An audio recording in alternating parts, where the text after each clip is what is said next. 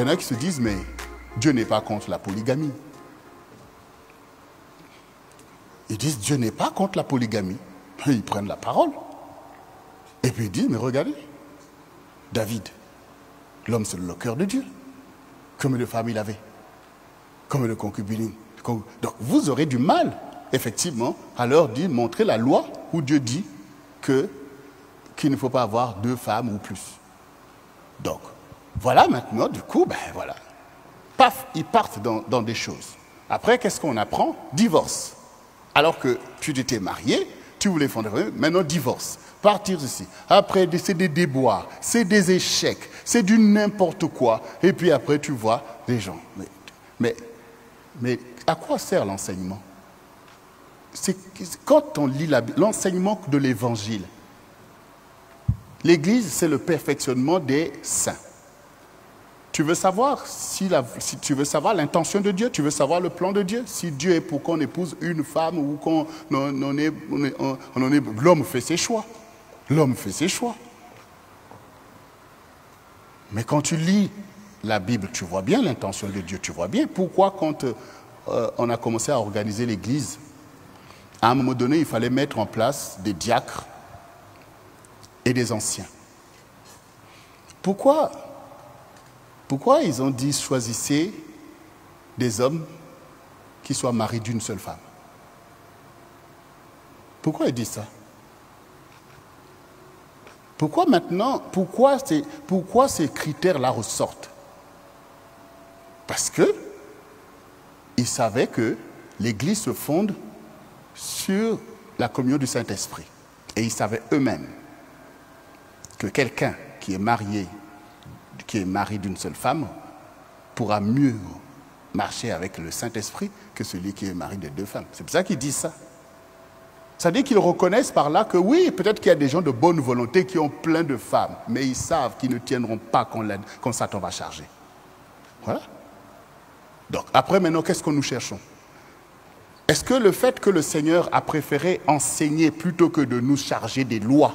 Vous voyez, c'est ça en fait la différence. Parce que la différence entre la loi et l'enseignement, c'est que dans la loi, on édicte des commandes. Que tu le comprennes ou pas, que ça t'édifie ou pas, on te dit ne fais pas. Si tu fais ça, voici la sanction. Voilà. Mais une fois qu'on a fait ça, on peut se dire que ça a le mérite d'être clair. Mais est-ce que l'esprit de l'homme se contente de se dire je ne comprends pas le truc, je fais. Mais quand on regarde la vie d'Israël, on voit bien qu'il malgré ça, il pêche néanmoins. Mais quand le Seigneur dit aux apôtres, il dit allez, faites de toutes les nations des disciples, baptisez-les au nom du Père, du Fils et du Saint-Esprit, et enseignez-leur ce que je vous ai prescrit. Enseignez-leur. C'est-à-dire que par l'enseignement, nous voyons la perfection. Qu'est-ce qui est bien? C'est l'enseignement qui le dit. Il y a la réalité et l'enseignement. Donc nous savons que pour que nous puissions marcher dans la vision de l'Évangile, de la paix sociale, de l'amour, nous voyons bien que ce qui est parfait, c'est d'être mari d'une seule femme. Mais ça, c'est ton intégrité qui te le démontre. C'est ton intégrité. Pourquoi? Parce que quand on prend maintenant les personnes que j'ai citées comme David et les autres, regardez vous-même, regardez dans l'histoire par exemple de David ou même de Salomon. Regardez le sort de ces femmes-là. Regardez le sort de ces femmes. Regardez le sort de ces femmes. On vous dit que Salomon avait 700 concubines. Mais vous croyez que ces femmes-là, elles pouvaient dire « Béni soit le Seigneur, j'ai un mari » ? Regardez vous-même. On peut même dire que c'est carrément un esclavage. C'est du n'importe quoi. Mais oui, c'est du n'importe quoi. Pour ces femmes-là, c'était du n'importe quoi. Parce que tu pouvais peut-être voir ton soi-disant mari de roi, peut-être une fois de toute ta vie. Peut-être une fois de toute sa vie.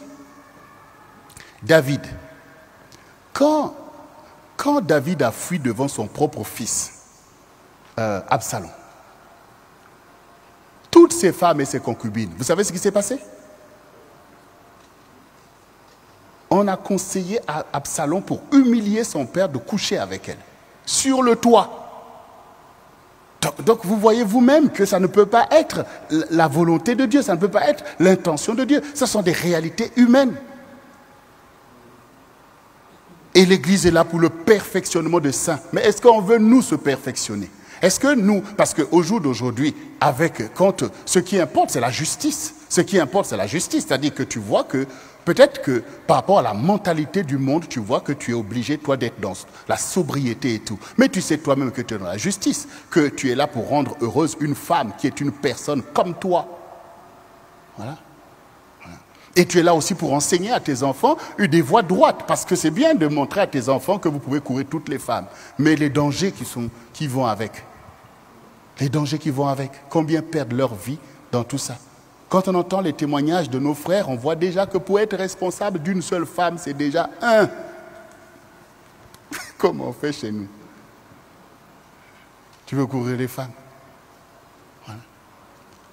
Regardez ce que Pierre dit aux hommes. Il dit, faites attention, aimez vos femmes.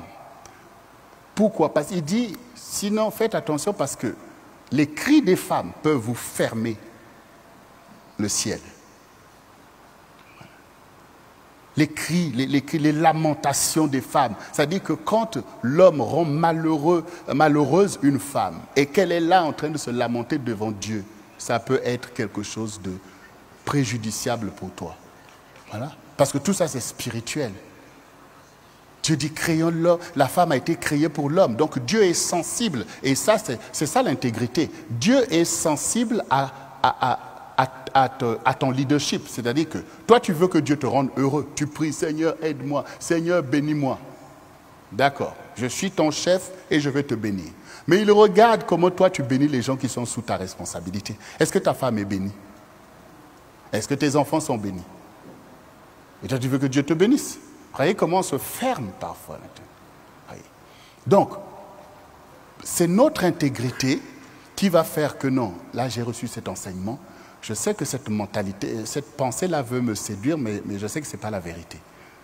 Bon, j'ai reçu un enseignement sur la fidélité, je sais que j'ai l'opportunité là de faire tout ce qui me plaît, mais je suis intègre et responsable de ce que j'ai reçu. Cet enseignement m'a été adressé et je sais comment Dieu m'a parlé personnellement. Je dois être responsable.